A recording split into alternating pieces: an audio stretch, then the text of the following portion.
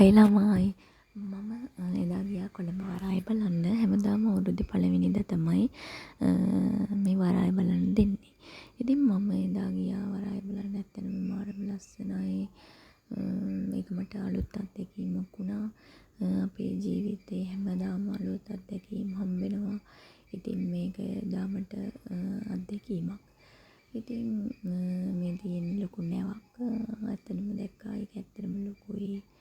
ඒකේ වෙන දේවල් ඈට දැක්කම මේ ඉන්නේ අපි නැවක. මේක නැග්ගේ අපි 4යි ගානකට. 4යි ගානකට නැග්ගා. හැබැයි මම හිතනවා අවුව නැති නිසා තමයි නගින්න පුළුවන් වුණේ කියලා.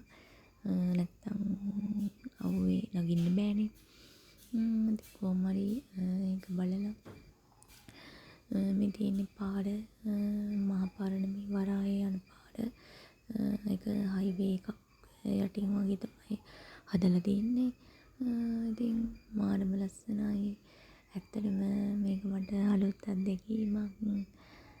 ඔයාලත් ලබන අවුරුද්දේ try කරලා බලන්න.